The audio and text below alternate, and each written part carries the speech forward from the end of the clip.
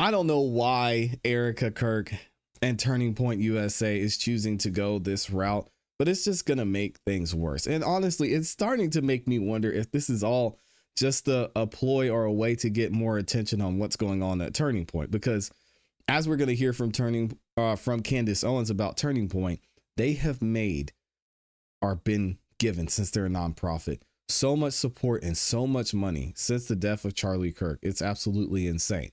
So maybe we're reverse trolling here, because Erika Kirk absolutely went at Candace Owens and did not hold back on how she feels about Candace Owens and her asking of questions and how that feels to her, which is interesting. So I'm going to read this. Shout out to Lori for posting this on X. It's Erika Kirk has more anger and contempt for Candace Owens than she does for Tyler Robinson. What? Dang. Why couldn't she find the time between her TV appearances to just call Candace and discuss this privately? It's a bad look. And honestly, that's all Candace Owens has been asking for. We could have had this conversation. I'm trying to have a conversation with you guys. Check this out from Erika. Come after me, call me names, I don't care. Call me what you want, go down that rabbit hole, whatever.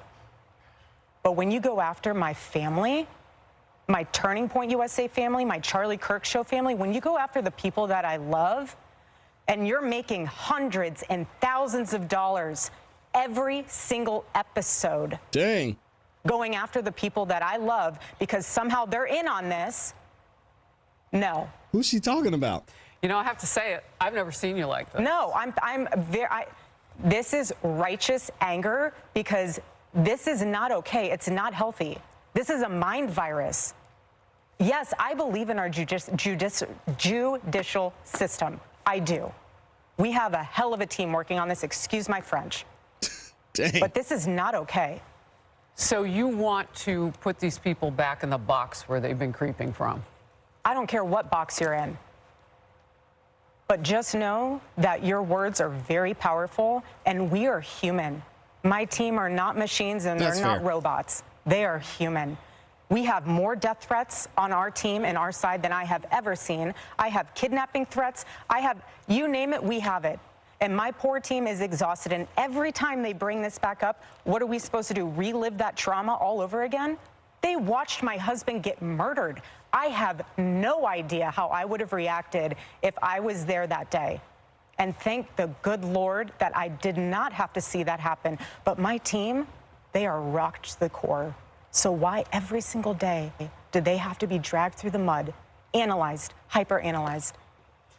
Well, maybe because someone was executed. I mean, we all saw it. We were unfortunately made a part of this, and it cost Charlie his life. So we can't just put the blinders on and pretend like nothing happened. Searching for the truth or wanting answers. This is what happens when there's an investigation or something happens. Let's say someone's spouse, not in this specific case, someone's spouse gets attacked in their home. The first person they're going to look at is the other spouse. They're going to see, was there a motive there? Was there a motive there? Did somebody in the house want them attacked? What was the relationship? So this is just the process that's happening on a public stage, because this was a public execution and we want answers. So yes, you're going to hyperanalyze everything. You're going to look at every single person that was close to the person who lost their life, because if things don't add up, if the way you were behaving doesn't make sense, if you sent that person a text the night before that said, I hate you, I hope you get the beat out of you, it's going to look a little strange. Should that be safe for law enforcement? Maybe, possibly, but it's hard to unsee, as Erika said in her own words, what we all saw. So sit in a corner and cry and be in fetal position.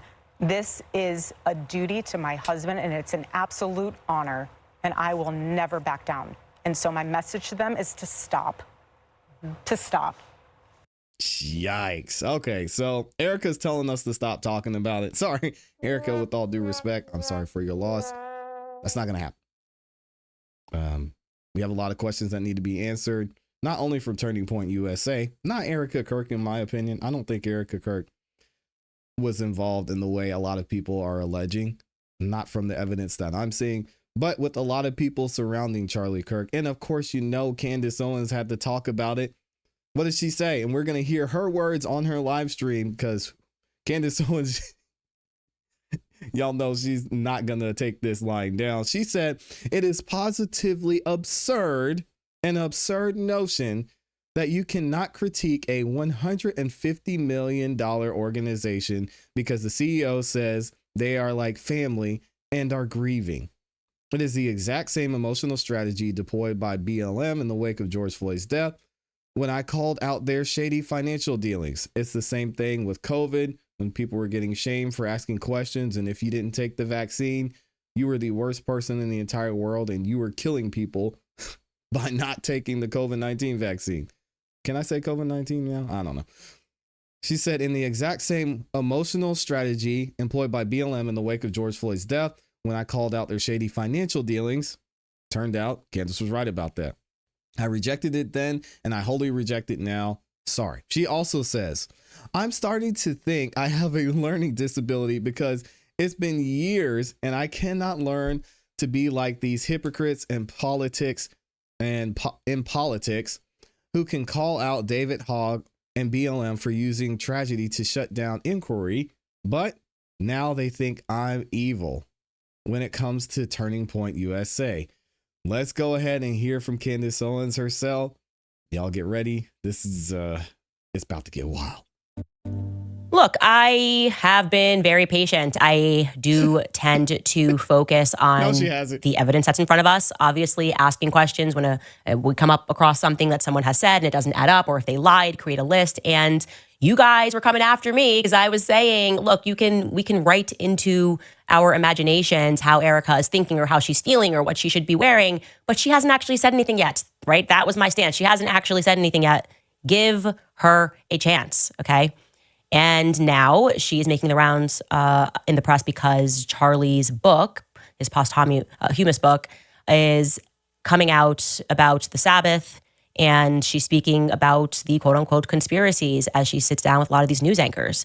So first and foremost, she's sitting down here with Harris Faulkner, and I just want to show you a couple of clips from this sit-down, which is now trending. And she begins by addressing the question, which has been in the air, regarding where Charlie Kirk is buried. That question resurfaced this week in a big way because Milo Yiannopoulos and a few others have asserted with absolute certainty that Charlie has not yet been buried. That's what they're saying. They say they have proof of that. And at first, Harris Faulkner is asking about that claim. Take a listen. Talk to me about this part of the conspiracies that are out there, this disturbing part that people are trying to guess where Charlie is. Can I have one thing? I have one thing? Can my children have one thing? Oh, man. Everything was public. We will be building the most beautiful memorial for my husband at Turning Point USA, and it will be for the world to see, and it will be spectacular, and it will have basically museum style for our Charlie, for my Charlie. But can I have one thing? Can my babies have one thing where we hold it sacred, where my husband is laid to rest, where I don't have to be worried about some secular revolutionary coming and destroying my husband's grave while my daughter is sitting there praying? One thing. This is my husband. Yes, he was Charlie Kirk to the world, and I know so many people love my husband, and I am grateful for that, but this is my husband, and I want to be able to have one thing left that is sacred to our family, to my in-laws, to my babies, and to my parents. One thing. Oh, boy. Okay, so on its face, I actually agree with that. I think that when people are being buried and where they're being buried and how their funerals are done, that is very private matter, okay? So objectively, I agree with what she's saying, okay? But subjectively, because we are dealing with the subject of Erika Kirk and what transpired immediately following Charlie's assassination, this is going to be read as Meghan Markle syndrome, okay? Meghan Markle syndrome, where you want privacy when you want it, but you want publicity whenever you want it, and that just doesn't work, okay? Okay, now when Candace said this, at first I agreed. I disagreed with her. I said, hold on a second now. It's not her fault that this man was murdered live in 4K. It's not her fault that Charlie Kirk was a public figure and that what happened to him was going to affect a lot of people. So yeah, give her privacy, leave her alone, and let her have this one. Well, Candace is going to go on to explain her point, and it's going to be a good point. It doesn't work that way. I honestly think it was said best by Bethany Frankel, not related to this situation. Bethany Frankel is on Real Housewives, a reality show. And she was referring to one of the housewives who lived her life very publicly, showcased her marriage, was buying tons of Louis Vuitton bags, and they had tons of money. And then when the relationship soured, the housewife basically asked the public for privacy. And Bethany was like, no, this isn't how it works. Like, we were riding with you on the way up. We're riding with you on the way out. Mm-hmm. You don't get to like pick and choose when you want privacy and when you don't want privacy. And subjectively, as it, in the matter of Erika Kirk, this is the same person who had somebody record her over Charlie Kirk's casket. That was not our business. Truly. It wasn't. And it was weird. We're going to see the video here in a second. I absolutely hated that video. I honestly didn't watch the whole thing. When I saw what it was, I clicked for a couple of seconds to see. So strange. Erika Kirk standing over Charlie Kirk's lifeless body, crying, saying that she loved him. The camera, someone holding the camera. That crossed the line, in my opinion, and it's weird. And I can say that decision was made by her, and there is, some credence to the claim that everybody grieves differently. I wouldn't even record myself over a casket ever, okay? Some people maybe perhaps want to have that memory, but the decision to publish that, you crying over your husband's casket, and to publish his dead body on Instagram was a decision that was made by Erika. And we can watch that. Take a look.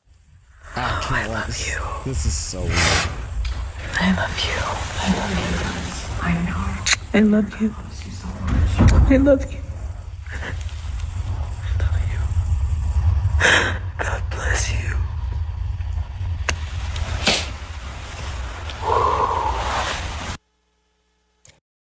Guys, even if you're team Erika, even if you're team Turning Point, there is no part of grieving that I've seen or studied that says, hey, we're going to record me crying and touching my husband's body, a very private moment, his dead body, and post it on the internet. Like,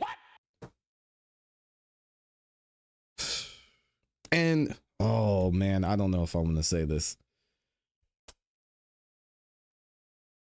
This somewhat set, in my opinion, the precedent for how Turning Point was going to act moving forward.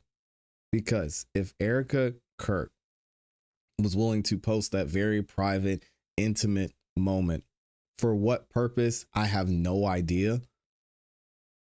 I'm sure she could explain why she posted that. And then it makes sense of why Turning Point is moving the way it's moving now. We talked about it in the previous video. Turning Point posting and hosting a live stream on Charlie Kirk's YouTube channel when it's not Charlie Kirk, and saying, hey guys, we're going to talk about this subject and ask the question, how would Charlie react to this? It's weird. Posting a video of you having an intimate moment, saying goodbye to your husband, and posting on the internet, you crying, it's weird. Live streaming on a dead man's channel, it's weird. Putting a dead man and essentially propping him up so people will come and view things on the internet is weird. Candace she's right on this one. That is an incredibly personal and an incredibly intimate moment that you invited the public into, okay? There was no reason to do that outside of wanting to share something that was very private with the public. Insane. And now you fast forward 3 months removed, and it's why does the public want to know where he's buried? It doesn't work like that. You have to make a decision. I want this always to be private, or I want this always to be public. That's my personal feedback there. Later on in this same interview, she launches into a strong defense of Turning Point USA employees who have, just as a matter of fact, told many lies, many inconsistencies. These are verifiable. So they are currently lying to the public, or they have lied to the public, but she is going to deliver quite an impassioned defense regarding these particular individuals and the organization as a whole. And I want you to hear her passion. Take a listen.